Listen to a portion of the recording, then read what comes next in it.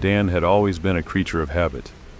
Every night after work, he would take the same route home, a path that had become so familiar that he could practically walk it with his eyes closed. The streets were quiet at this time of night, with only the occasional rustle of leaves or distant hum of a car breaking the silence. It was comforting in a way, to know exactly what to expect, but that night was different. As Dan turned the corner onto a street, the familiar sense of calm was replaced by an unsettling feeling. At first, he couldn't put his finger on it, but something was off. The shadows seemed darker, the air heavier, and there was an inexplicable tension in the atmosphere. Dan shook his head, trying to brush off the uneasy sensation. It was late, he was tired, and his mind was probably playing tricks on him. Then he saw him. A man in a clown costume was standing at the end of the street, under the dim light of a flickering street lamp. The clown was tall and thin, with a pale white face painted into a wide, sinister grin. His eyes were dark, almost hollow, and they were locked directly onto Dan. Dan's heart skipped a beat. Clowns were supposed to be silly, fun characters, but there was nothing fun about this one. The way he stared, unblinking, sent chills down Dan's spine. He tried to ignore it, telling himself that it was probably just someone on their way to a party or a late-night prankster. But deep down, he knew something was wrong. He quickened his pace, hoping to pass by the clown without incident. As he got closer, the clown didn't move, didn't say a word, but his eyes followed Dan's every step. When Dan was mere feet away, the clown tilted his head slightly and let out a quiet, unsettling laugh. It was a soft, almost whispered sound, but it echoed in the stillness of the night. Dan's pulse quickened, and he felt a wave of discomfort wash over him.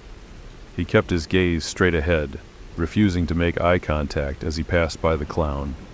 But as soon as he was a few steps past, he felt it, a prickling sensation on the back of his neck, the unmistakable feeling of being watched.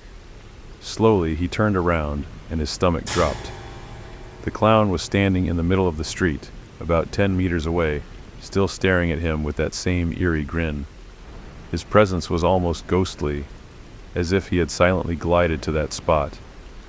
Dan swallowed hard, trying to suppress the rising panic. "I'm not in the mood right now. Leave me alone," he said, his voice trembling slightly. The clown didn't respond. He just stood there, his dark eyes boring into Dan, that unnerving smile never wavering. Dan shook his head, trying to dismiss the encounter as some kind of strange, unfunny joke. He turned back around and continued walking, but the feeling that someone was watching him didn't go away. Every step he took felt heavier, every breath harder to draw. He could hear the faint echo of his footsteps on the pavement, and it seemed to sync up with another set of footsteps behind him. Unable to ignore it any longer, Dan glanced over his shoulder again. His blood ran cold. The clown was walking behind him, his pace matching Dan's exactly. He wasn't running, just following, but the distance between them seemed to be closing. Dan's heart pounded in his chest as he sped up, his footsteps growing louder in his own ears. The fear was palpable now, coursing through his veins like ice. He was almost home, just a few more blocks. He could make it, he told himself, if he just kept moving. But the faster he walked, the faster the clown moved too. Dan could hear the footfalls behind him, each one closer than the last. He was nearly at a run when he finally reached his building. His hands were shaking as he fumbled with his keys, desperately trying to get the door open. He could hear the footsteps behind him getting louder, closer. Finally, the key slid into the lock, and Dan pushed the door open. He practically fell inside, slamming the door behind him. But just as the door was about to close, he felt it. A sudden resistance, something stopping it from shutting all the way. Dan's heart nearly stopped as he looked down. The clown's foot was wedged in the door. Dan's mind raced. He couldn't let the clown in, but he was too scared to confront him. His thoughts scrambled for a solution, but the only thing he could think to do was to run. He bolted up the stairs, taking them 2 at a time, not daring to look back. His breath was ragged, his muscles burning, but he couldn't stop. Not with that thing behind him. On the 5th floor, Dan's legs screamed for rest, and he allowed himself a brief moment to pause. He leaned against the wall, his chest heaving, trying to catch his breath. But then something made him look down the stairwell. His blood froze in his veins. The clown was there, just a few flights below, moving silently up the stairs. He wasn't running, wasn't even hurrying.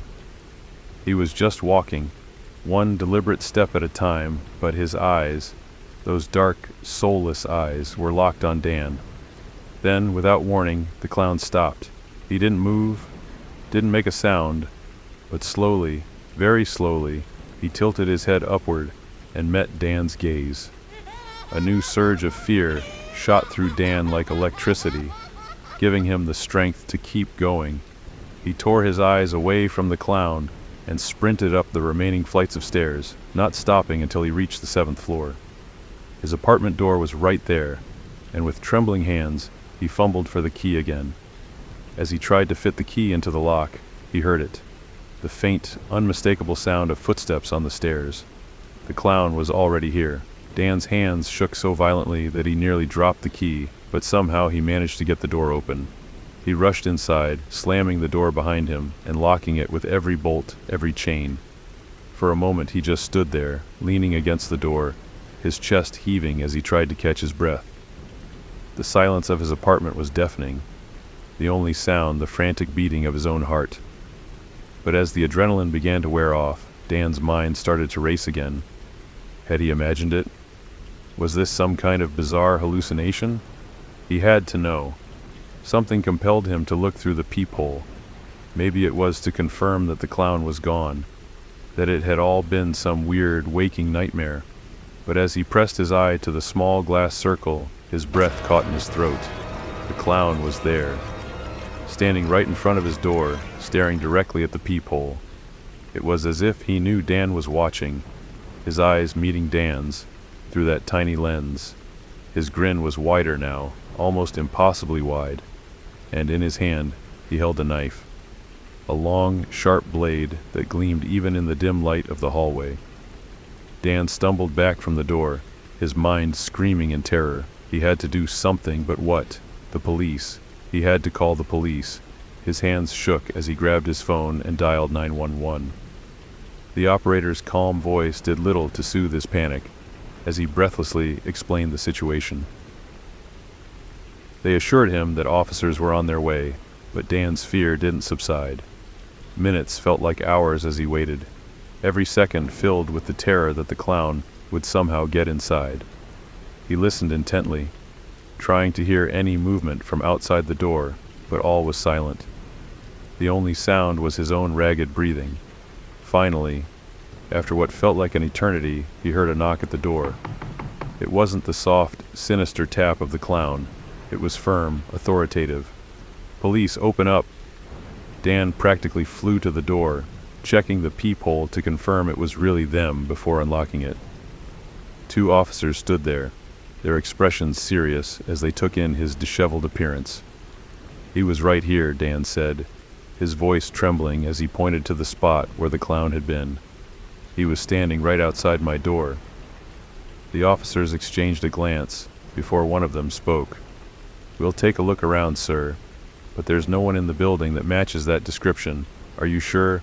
"I'm sure," Dan interrupted, desperation creeping into his voice. "He was right there. He had a knife." The officers nodded, their expressions unreadable.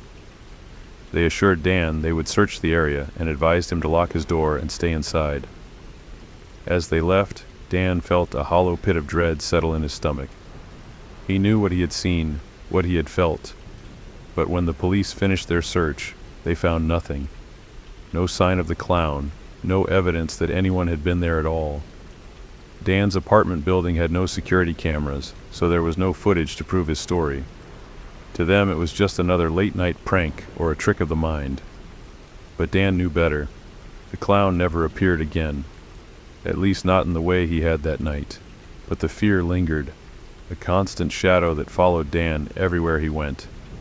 He couldn't walk home at night anymore, couldn't shake the feeling that the clown was still out there, watching, waiting. Even in the safety of his apartment, he often found himself staring at the peephole, half expecting to see that grinning face staring back at him. And sometimes, in the dead of night, he could almost hear it, the quiet, unsettling laugh that had haunted him ever since. And though the clown never returned, Dan knew he was never really gone. He was out there, somewhere in the dark, waiting for the right moment to strike again.